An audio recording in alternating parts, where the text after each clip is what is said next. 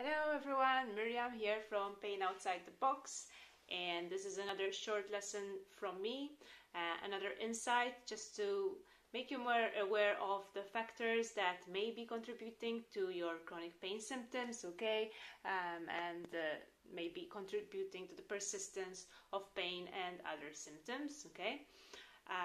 So one thing that I noticed lately, especially during the COVID pandemic, and I noticed this both in clients and in myself, is that we seem to be having a lack of positive distractions, okay, and we seem to be lacking the entertainment factor in our lives. This is quite undeniable, especially in countries with lockdowns. And this is sabotaging what Dr. Sarno himself called the Soothe to Rage ratio. Okay, so let me explain what this is. So according to Dr. Sarno, okay, we naturally go through, experience different stresses in our lives, different things that can make us frustrated and angry, okay?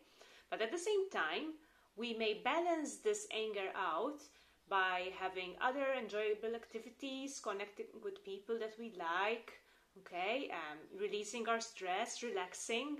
So a lot of people who don't suffer from chronic pain would have a kind of balance, okay? So everyone has certain issues, everyone has things that they, don't quite like maybe with their lives, things that make them frustrated or bothered. So on the one hand, there's these issues.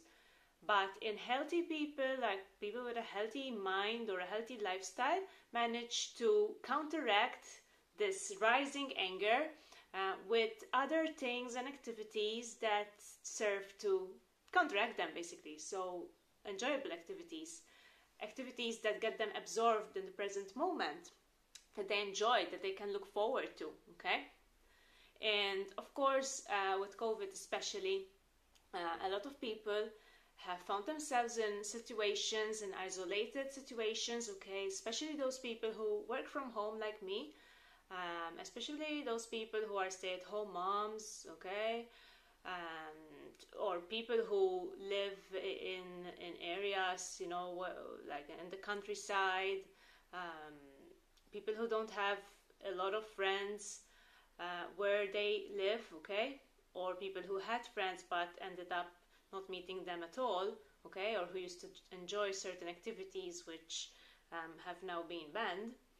And this isolation, one of the side effects of this isolation is that it is much more likely for us to start giving attention to the things that are not quite right, okay, to that rising anger, those frustrations, okay, because we have nothing positive to distract ourselves with, okay? And pain especially is one of the things that is the most common, okay, in these situations, because a lot of people report having less pain, okay, decreasing their pain levels when they're on holiday, for example, when they're enjoying an activity, when they're fully absorbed in an activity.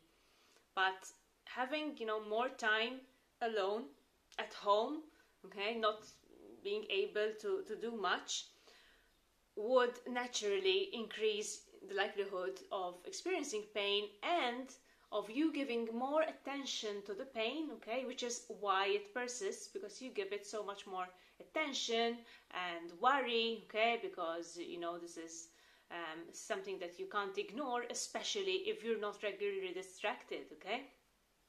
Now, I'm not saying that distractions are everything in TMS, because it's important to reflect on all the other issues that have contributed to pain. It's important to do the inner work, the journaling, okay, being honest with yourself, so that, by just distracting yourself, you won't simply be repressing all those emotions that caused the pain in the first place. This is not about repression, but it's more about the self-care and play and enjoyment element that a lot of people miss out on, especially a lot of people who have been working hard to try and get better from TMS. They think it's all hard work, that they think that they have to make an effort, and it's true, you have to make a commitment to change your habits and behavior.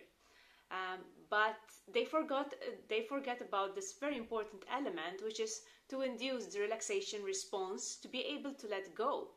And one of the things that help us let go is, having certain activities, especially outdoors, okay? So it's really, really important to think of ways that you can incorporate these activities into your daily life. Sometimes even, by just taking a walk and taking a different route than usual can stimulate the brain a little bit more, okay? Or going to a different area of town, or exploring a different area in nature, something new that would actually stimulate the brain. And if you have enough of these stimulating activities, then you can start working by balancing out what Sarno called the Soothe to rage ratio, okay? So all of these diversions that you enjoy, it's important that whatever you choose, you're able to enjoy, and that you're able to let go.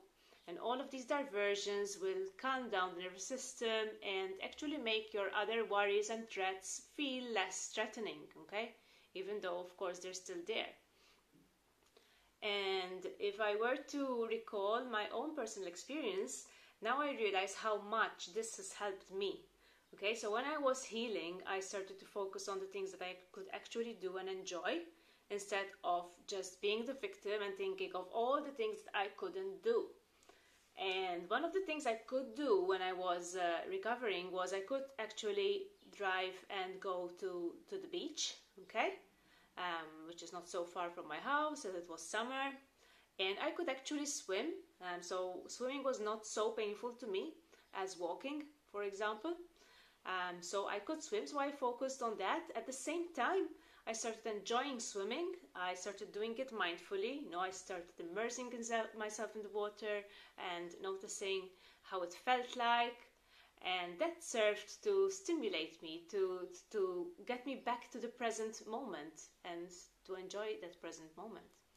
And one of the reasons why this worked so much is because I like the sea, I like the smell of the sea, so it's easier for me to get myself back into the present moment if I am by the sea or in the sea. Okay?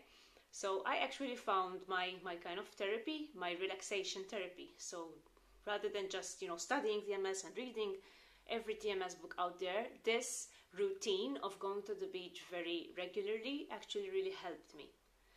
And at the same time, also in the evenings, we used to go to dine by the sea quite regularly as well, okay? And that was also, it also served to relax me, okay? Because at the end of the day, we must remember that what we're doing is we want to induce the relaxation response as well, okay? And in that way, one of the side effects of doing that is naturally a decrease in your pain levels or symptoms.